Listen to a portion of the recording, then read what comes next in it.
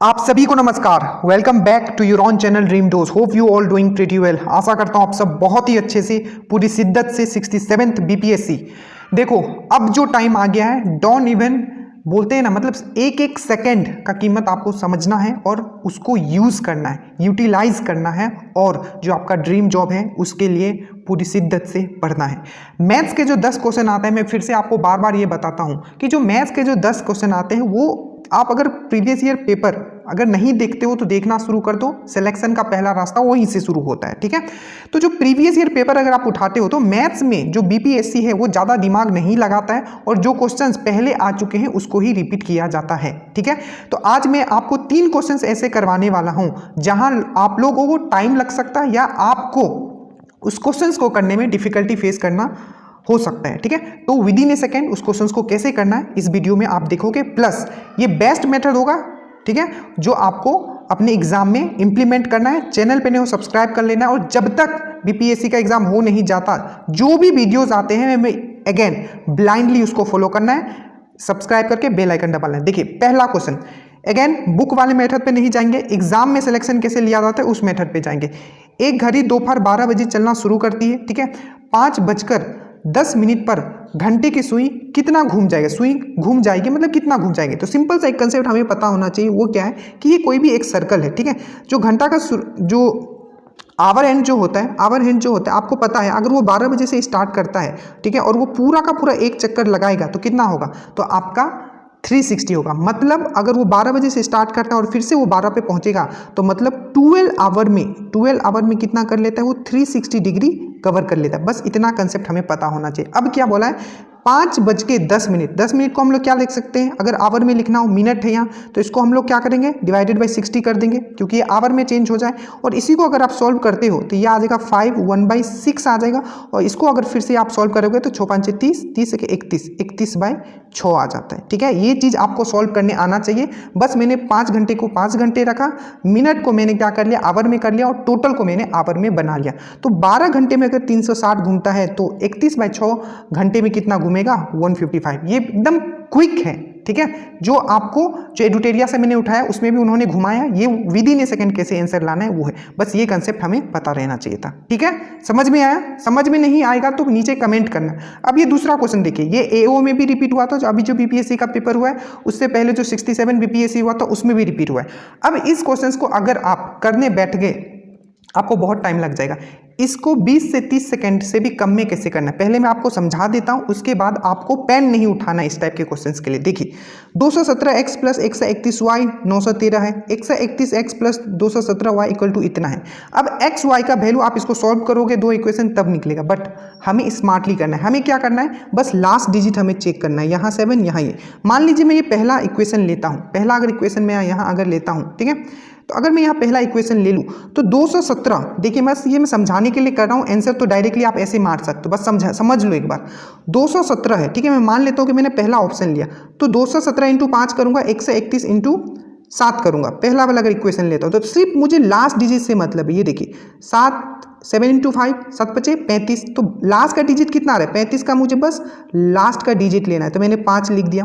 अब देखो 131 × 7, ठीक है, तो 31 × 7, अगर 131 को अगर 7 से मल्टीप्लाई करोगे तो कितना आएगा, लास्ट डिजिट उसका कितना आएगा, सिंपल है 7 आएगा क्योंकि 1 × 7 कितना होता है 7 होता है।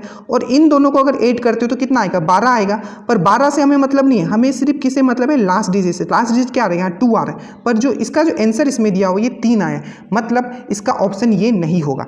नेक्स्ट ऑप्शन पे विद इन ए सेकंड जाएंगे। देखो इतना आपको करना नहीं पड़ेगा, देखो आप इसको करना कैसे होता है, जैसे कि ये 3 है, ठीक है, तो मैंने यहाँ 3 रखा तो कितना हो जाएगा 21 हो जाएगा, 21 हो जाएगा। 7 × 3, देखो यहाँ मैंने किया 7 × 3 कितना होता है 21 होता है। लास्ट डिजिट मुझे सिर्फ दिमाग में रहेगा तो मैंने 1 लिख दिया यहाँ। फिर से 131 × 2 मैं सेकंड ऑप्शन ले रहा हूँ, 2 डालूंगा क्योंकि x का वैल्यू मुझे 3 लेना है, y का वैल्यू मुझे 2 लेना है। तो 131 × 2 करूंगा तो ये कितना हो जाएगा, 1 × 2 क्या होता है, यहाँ 2 होता है, और दोनों को अगर मैं ऐड करता हूँ तो क्या आ जाएगा मेरा 3 आ जाएगा, और इसका भी लास्ट डिजिट 3 आ रहा है, मतलब ये ऑप्शन हो सकता है। बट इससे हम एक और चेक कर लेंगे, सेकेंड वाला चेक करेंगे, फिर से ये वाला चेक करेंगे, ठीक है। अब देखो 131 × 3, ठीक है, ये वाला मैं कर रहा हूँ 131 × 3 मैंने किया और 217 × 2 किया। अब इसको भी देखोगे तो ये क्या हो रहा है 3 × 1 3 आ जाएगा, 7 × 2 14 आता है, बट मुझे लेना क्या है लास्ट डिजिट लेना है, तो मैंने 4 कर दिया, तो 4 + 3 कितना होता है 7 होता है, और लास्ट डिजिट इसका भी 7 है। आप इसको डायरेक्टली आंसर इस तरह एग्जाम में यही करना है, ठीक है, क्योंकि अगर एग्जाम में आपने ये नहीं किया आप 10 में 10 इसको नहीं कर पाओगे और इसमें फंस जाओगे, तो फिर जीएस के क्वेश्चन नहीं कर पाओगे। मैथ्स का बस हमें टारगेट रखना है कि 10 में 10 सिलेक्शन आपका श्योर है, ठीक है। अब ये कंसेप्ट देखो, अब ये जो मैं समझाने आपको जा रहा हूं पूरे यूट्यूब में कोई नहीं समझाया होगा, ठीक है। अब ये जो कंसेप्ट है, ठीक है, ये परमुटेशन एंड कॉम्बिनेशन से अगर ये क्वेश्चन आया तो सिर्फ आप करके आओगे, ठीक है। और इसी तरीके के बेहतरीन वीडियो के लिए चैनल सब्सक्राइब कर लेना, ठीक है। और नीचे हमने व्हाट्सएप का लिंक भी दे दिया है, ठीक है, ताकि जो भी स्टेटस में व्हाट्सएप पे डालता हूँ उसको भी आप फॉलो करें। देखिए यहाँ है 2NC3 NC2 4:3, तो n का वैल्यू क्या होगा। अब यहाँ देखना, इस स्टेप करने से पहले एक कंसेप्ट आपको पता होना चाहिए, ठीक है। ये देखो जो कंसेप्ट बता रहा हूँ, ठीक है, इसका अगर फॉर्मूला भी अगर याद है पर कॉम्बिनेशन का, जो कॉम्बिनेशन का है, तभी भी आप इसको बहुत टाइम लग जाएगा, यूजलेस टाइम लग जाएगा, निकाल के आंसर कोई फायदा नहीं। अब जो मैं समझाने चाह रहा हूँ, देखिए जब भी आपको कॉम्बिनेशन दिया जाए, ठीक है, जब भी आपको कॉम्बिनेशन दिया जाए, मतलब सी के फॉर्म में, एक तो परमुटेशन होता है कॉम्बिनेशन होता है, ठीक है, तो सी दिया जाए तो देखो अगर इसको मुझे खोलना है तो किस तरीके से खुलेगा, 4 है नीचे 2 है, तो जितना नीचे दिया होगा उतना इसको खोल दो, ठीक है। खोल दो मतलब क्या, फैक्टोरियल, फैक्टोरियल आपने पढ़ा है ना, फैक्टोरियल। अगर मैं 4 फैक्टोरियल लिखता हूँ तो क्या होता है 4 × 5 4 × 3 × 2 × 1, इस तरीके से फैक्टोरियल होता है। तो अगर नीचे 2 दिया है तो इसको 2 टर्म में खोलो, 4, इसके बाद इसका क्या आता है 3, बस इतना करके छोड़ दो, और नीचे क्या लिखोगे 2 है तो 2 × 1 लिखोगे। यही कंसेप्ट, बस ये क्विक करने का तरीका है, ट्रिक्स बोलो कुछ भी बोलो इसको।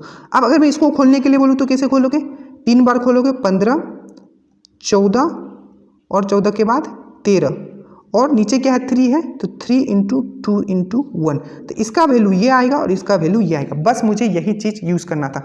जैसे कि मुझे यहाँ दिया हो, यहाँ दिया है, मैं ऑप्शन जैसे ही चेक करूँगा, ठीक है, आप 1 ऑप्शन डाल के देखोगे, ठीक है, 6 ऑप्शन डाल के देखोगे, तो 6 में जैसे ही डालोगे 6 वाला ही आपका आंसर होगा। ये आप विदिन ए सेकेंड चेक कर सकते। अब देखो n को वैल्यू मैंने 6 ले लिया, तो यहाँ क्या रख दूंगा 12C3 लिख दूंगा, और यहाँ क्या लिख दूंगा 6C2 लिख दूंगा। ऐसे भी जब सेकंड वाला चेक करोगे ना आपको समझ में आ जाएगा, क्योंकि यहाँ 11 आ रहा है, और 11 44 किसका होता है, 11 का मल्टीपल है ना, 11 4 44 होता है, तो डायरेक्टली भी मार सकते हैं, तो इतना सॉल्व करने की जरूरत नहीं थी। बट जब अगर आप सॉल्व भी करना चाहोगे 12 × 11 × 10, ठीक है, क्योंकि 12 को 12C3 क्या लिख सकते हैं 12 11 10, नीचे क्या लिखेंगे 3 2 1 6, C2 को क्या लिखेंगे 6 × 5 2:1, इसको सॉल्व करेंगे 44:3 आपका आंसर होगा। आप ऑप्शन ये भी रख के देख सकते थे, आप विदिन रख के देखोगे आपको समझ में आ जाएगा, इससे आंसर मेरा नहीं आने वाला है, ठीक है, क्योंकि ऊपर 44 है, आप इसको देखोगे आंसर आ जाएगा, ठीक है। देखो ये जो मैं करवा रहा हूँ ना, ये डायरेक्टली क्वेश्चन आपको देखने के लिए मिलेगा। तो चैनल पर सब्सक्राइब कर लेना, कुछ भी डाउट होगा तो प्लीज़ बताइएगा, और चीज़ें अगर आप तक पहुँच रही है तो प्लीज़ एक बार लाइक का बटन जरूर दबाइएगा। जय हिंद।